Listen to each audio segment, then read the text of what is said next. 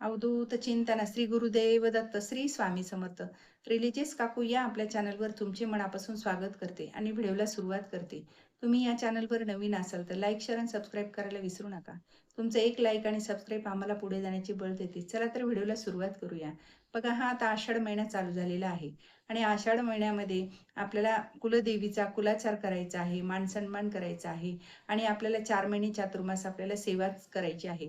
तर ह्या सेवा कुठल्या करायच्या आहेत, मान सन्मान कसा करायचा, हे आजच्या व्हिडिओमध्ये बघणार आहात. तर व्हिडिओ शेवटपर्यंत नक्की बघा.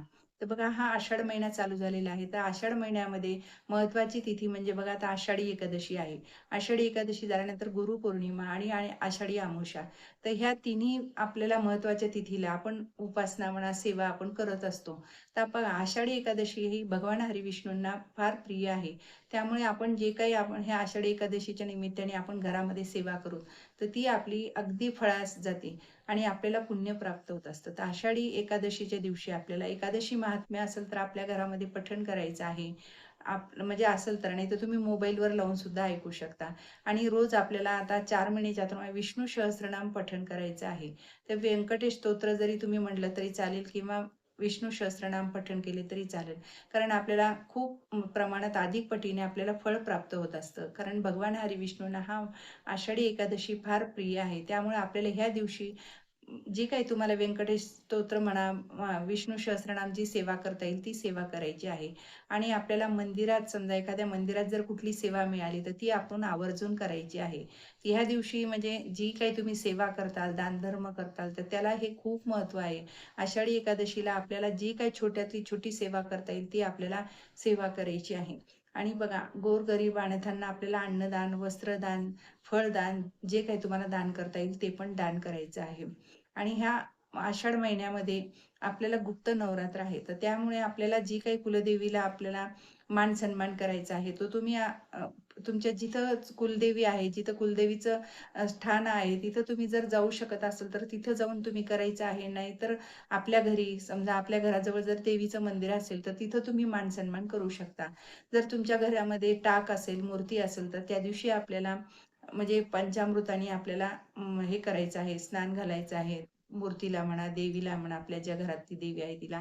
आणि नंतर आपल्याला परत गंगाजलाने म्हणजे अंघोळ घालून ती स्वच्छ पुसून आपल्याला ती स्थापन करायची आहे देवघरामध्ये. आणि जे काही कुलाचार आपण करतो, कुलधर्म घरामध्ये करतो, तर त्याचा आपल्याला म्हणजे घरामध्ये, सगळ्या घरामध्ये आपल्याला सकारात्मक वातावरण तयार होतं. आणि हे आपण जर कुलाचार, कुलदेवीचा आपण केला, तर आपल्या मान सन्मान केला, तर आपल्या घरामध्ये आपल्या देवीचा मान सन्मान केल्यामुळे आपल्या घरामध्ये अडी-अडचणी राहत नाहीत. आपल्या मुलाबाळांचं सुद्धा चांगलं होतं. आणि नेहमी आपण वर्षातून एकदा दोनदा का होईना आपल्या कुलदेवीला आपण जायलाच पाहिजे. जर जाणं शक्य होत नसेल, तर तुम्ही घरच्या घरी मान सन्मान न विसरता अगदी म्हणजे सगळ्या नवरात्रात हे करायला पाहिजे. आणि हा आषाढ महिना तर खूप पवित्र महिना आहे. ज्यांचं म्हणजे जाणं शक्य होत नाही, ज्यांच्याकडनं कुलाचार राहिलेला आहे, त्यांनी ह्या गुप्त नवरात्रामध्ये, ह्या आषाढ महिन्यामध्ये अगदी देवीचा मान सन्मान, कुलाचार करायचा आहे. तर कुलाचाराला बघा, बऱ्याच म्हणजे काही गोडाचं नैवेद्य करतात, नाही तर काही ठिकाणी पुरणाचा नैवेद्य असतो. तो आपल्याला पुरणाचा नैवेद्य म्हणा असेल तर तो आपल्याला करून आपल्या देवीला हे करायचं आहे, नैवेद्य अर्पण करायचं आहे, आरती करायची आहे आणि तो प्रसाद सगळ्यांना द्यायचा आहे. आणि एखादी सवाष्ण आपल्याला भेटली तर आपण तिला जेवू बोलून, ती जेवू घालून तिला मान सन्मान करायचा आहे, तिची ओटी भरायची आहे. कुमारिका, मुंजा, जे तुमच्या घरी रीत चालत आलेली आहे तशा पद्धतीनं आपल्याला मान सन्मान करायचा आहे. आणि तुम्ही तिला साडी देऊ शकत असाल, साडी किंवा ब्लाऊज पीस जे देता येईल ते तिची मान सन्मान देऊन, तिला बांगड्या भरून आपल्याला हे आपल्या देवीच्या नावाने मान सन्मान करायचा आहे सवाष्णीचा. बऱ्याच ठिकाणी 7 जणी, 11 जणी असे जेवू घालतात. तर तुम्हाला जे तुमच्या घरी पद्धत आहे तसं त्यात तुम्ही हे आषाढ महिन्यामध्ये सवाष्णी जेवू घालायचे आहेत. बरेच ठिकाणी आषाढ तळतात. पण आता आखाड, कोणी आखाड तळतं म्हणतं. तर हे बऱ्याच ठिकाणी 3दा तळत असतं. म्हणजे महिन्यातून 3दा आखाड तळायचा आहे. तर बघा, आखाड तळला म्हणजे आपल्या घरामध्ये जे काही तुम्ही पुऱ्या वगैरे तळतात, गोड पुऱ्या, तिखट पुऱ्या, तर हे आपल्याला नैवेद्य करून आपण देवीला घेऊन जातो. कोणी म्हणजे ग्रामदैवत असतं, कोणाकडे म्हसोबाचं दैवत असतं. तर हे असे ग्रामदैवत ह्याच्याकडे आपल्याला ते छोट्या-छोट्या पुऱ्यासारखे करून त्याच्यावर जो काही आपल्या घरामधला वरण, भात, भाजी, पोळी सगळं आपल्याला तो त्याच्यावर नैवेद्य ठेवून आपल्याला ते, कोणी चांदके म्हणतं, त्या टाईपचे करून आपल्याला ते नैवेद्य ठेवायचं आहे देवीजवळ ह्याच्याजवळ. तर हे अशा आषाढ महिन्यामध्ये जर केले नाही, तर आपल्या मुलाबाळांची तब्येत चांगली राहते, निरोगी राहते. आपल्या घरामधलं कुठलंही संकट येत नाही. आपल्या घरामधलं अगदी नकारात्मक वातावरण असेल ते सुद्धा निघून जातं. तर त्यामुळे ह्या आषाढ महिन्यामध्ये आपल्याला हे आखाड तळून आपल्याला देवीला नैवेद्य अर्पण करायचं आहे. जे तुमचं ग्रामदैवत असेल तर तुम्ही घरातही करायचं आहे आणि देवीचं मंदिर असेल तर एखादं तिथं तुम्ही घेऊन जाऊ शकता. तिथं पण देवीला द्यायचं आहे आणि आपल्या गोमातेला सुद्धा द्यायचं आहे. तर गोमातेला या दिवशी तुम्ही हिरवा चारा, गूळ सुद्धा खाऊ घालू शकता आणि हा नैवेद्य द्यायचा आहे. हे दिल्यानंतर आपल्या घरामध्ये बघा जी अशी भरभराटी येईल, कारण आपण गोमातेला नैवेद्य दिले तर आपल्या 33 कोटी देवांचा आपल्याला आशीर्वाद प्राप्त होत असतो आणि आपल्या घरामधली नकारात्मक ऊर्जा निघून जाऊन जी काही आपली प्रगती थांबलेली असते ती सुद्धा आपली प्रगती मार्गी लागते. तर हे आपल्याला गोमातेला द्यायचं आहे. सवाष्णीचा मान सन्मान कराय. बघा तुम्ही इतर लोकांचा जर मान सन्मान केला तर आपल्या घरामध्ये म्हणजे प्रसन्न वातावरण होतं. आपल्या घरामधलं जे काही सावट आलेलं असतं, अडी-अडचणी तर ते सुद्धा निघून जातं. तर आपल्याला हे म्हणजे आषाढ महिन्यात आवर्जून करायचं आहे. कारण जे बघा आता हे भगवान हरी विष्णूंना हे आषाढ महिना फार प्रिय आहे. तर तुम्हाला जितक्या वेळा नामस्मरण करता येईल तितक्या वेळा करायचं असतं. व्यंकटेश स्तोत्र करा, विष्णू हरी सहस्त्रनाम करा. तुम्ही ग्रुपने करत असाल तर ग्रुपनं केलं तर खूपच चांगलं आहे. पण नाही जर जमलं तर तुम्ही तुमच्या घरी जरी बसून केलं, नाही जमलं तुम्हाला तुम्ही मोबाईलवर लावून ऐकू शकता आणि नामजप तर तुम्ही कधीही करू शकता. नामजपाला कुठलंही टाईमचं बंधन नसतं. वेळेचं बंधन नाही, की हे वार, तो वार असं काहीच नाही. जितकं तुम्हाला नामस्मरण करता येईल तितकं करायचं आहे. ओम नमो भगवते वासुदेवाय हा जप तर तुम्ही किती वेळाही उठता, बसता, झोपताना सुद्धा हा जप करू शकता.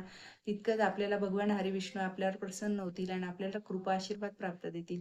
तर हे आषाढ महिन्यामध्ये आपल्याला असं नैवेद्य तळून आपल्याला देवीला अर्पण करायचं आहे.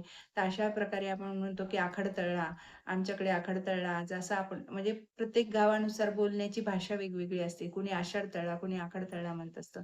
आणि आपल्याला ही एकादशीच्या दिवशी तर आपल्याला फराळाचं दान करायचं आहे. जितकं तुम्हाला शक्य होईल तितकं गोरगरिबांना म्हणा, जे काही तुम्ही आता बघा यात्रेत कसं आपण बरेच लोकं मंदिरात दर्शनाला येतात. तिथं जरी तुम्ही प्रसादाचं वाटलं, प्रसादात म्हणजे फराळाचं, तरी तुम्हाला त्याचं पुण्य प्राप्त होत असतं. जे तुमच्याकडनं घडेल ते तुम्ही अन्नदान म्हणा, फराळदान आपल्याला करायचं आहे. नाहीतर फळदान करू शकता तुम्ही एकादशी निमित्त. आणि एकादशीच्या दिवशी जे काही तुम्ही घरात जर पठण केलं तर त्याचं आपल्याला खूप पुण्य प्राप्त होत असतं. कारण भगवान हरी विष्णू, माता लक्ष्मी आपल्यावर प्रसन्न होतात आणि आपल्याला भरभरून कृपा आशीर्वाद देतात.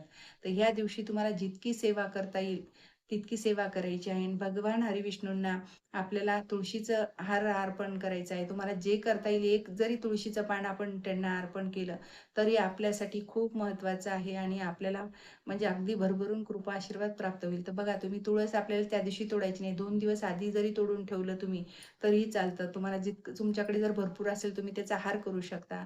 आणि आपल्या घरी सुद्धा आपण श्रीहरी विठ्ठलाला ती तुळशी माळ घालू शकतो. मंदिरात गेलं तर मंदिरात सुद्धा आपण एक पान आपल्याजवळ असेल तर एक पान सुद्धा आपण अर्पण करू शकतो. कारण ही त्या दिवशी वाहणं आपल्यासाठी खूप महत्त्वाचं आहे आणि आवर्जून आपल्याला 1-2 पानं का होईना आपल्याला तशीच ठेवायची आणि एकादशीच्या दिवशी आपल्याला भगवान श्रीहरी विष्णूंना आणि विठ्ठलाला आपल्याला हे अर्पण करायचं आहे. कारण त्यांना तुळस फार प्रिय आहे. जो कोणी एक पान जरी वाहील तर त्याच्यात ज्या अडी-अडचणी असतील, ज्या काही त्यांच्या म्हणजे नकारात्मक घरातल्या ऊर्जा असेल त्या निघून जातील आणि त्यांच्या इच्छा पूर्ण होतात. त्यामुळे आपल्याला 1-2 पानं का होईना आवर्जून आपल्याला 2-3 दिवस आधी तोडून ठेवून ते त्यांना अर्पण करायचे आहे. तर हे आषाढी एकादशीच्या दिवशी आपण अगदी म्हणजे न विसरता हे पानं घेऊन जायचे आहे आणि आपल्याला जिथं कुठं मंदिरात जर तुम्ही गेला तर तिथं आपल्याला अर्पण करायचे आहे. तर हे असं आपल्याला ह्या महिन्यामध्ये आपल्याला सेवा करायची आहे. तर ती ही सेवा म्हणजे अगदी न चुकता सेवा करायची आहे. आणि तुम्ही करतालच याची म्हणजे खात्रीच आहे, की कारण एकादशीच्या दिवशी सगळेच जण अगदी व्रत वैकल्य आणि सगळ्यांनाच असं म्हणजे भगवान हरी विष्णूंचा आशीर्वाद प्राप्त करायचा आहे. त्यामुळे न विसरता आपल्याला हे तुळशी अर्पण करा आणि नक्कीच आपल्याला भगवान हरी विष्णू आपल्याला कृपा आशीर्वाद प्राप्त करतील. श्री स्वामी समर्थ. जय जय स्वामी समर्थ. माझा जर व्हिडिओ तुम्हाला आवडल्यास लाईक, शेअर आणि सबस्क्राईब करायला विसरू नका.